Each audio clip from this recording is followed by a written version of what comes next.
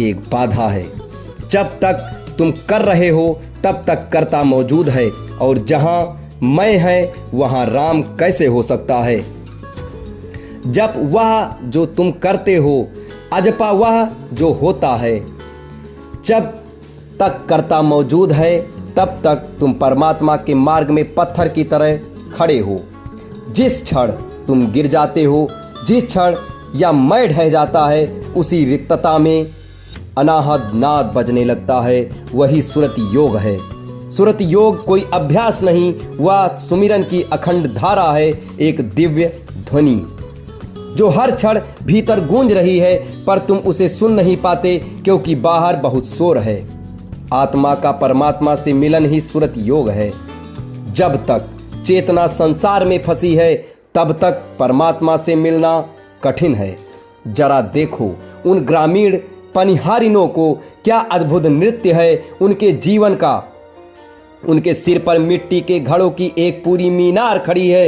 एक नहीं, दो नहीं, तीन तीन घड़े।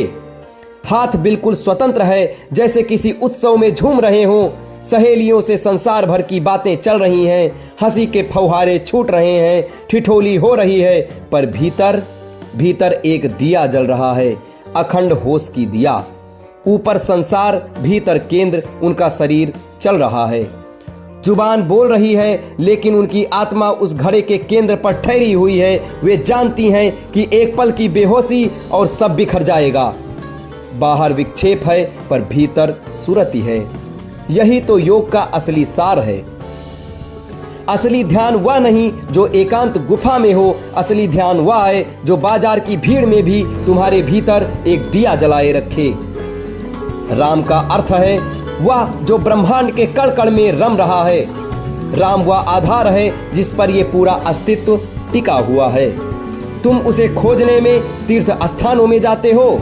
जब तुम्हारी बाहरी भाग दौड़ पूरी तरह ठहर जाती है, तब तुम पाते हो कि जिसे तुम पुकार रहे थे वह तो तुम्हारी पुकार के पीछे छिपी हुई ध्वनि थी। तुम जब कुछ नहीं होते हो तभी तुम सब कुछ होने की पात्रता पाते हो। बाहरी माला अहंकार को पुष्ट करती है कि मैं भक्त हूँ। भीतरी माला अहंकार को मिटाती है कि मैं तो हूँ ही नहीं। जिस क्षण तुम्हारी हर श्वास अजपा जाप की लय हो जाए, जब तुम्हारा उठना बैठना कृत्य नहीं सुरति योग बन जाए, तब ध्यान कोई क्रिया नहीं तुम्हारी अवस्था बन जाता है। ऐसी स्थिति में राम से मिलन भविष्य की प्रतीक्षा नहीं, इसी पल की जीवन अनुभूति बन जाती है।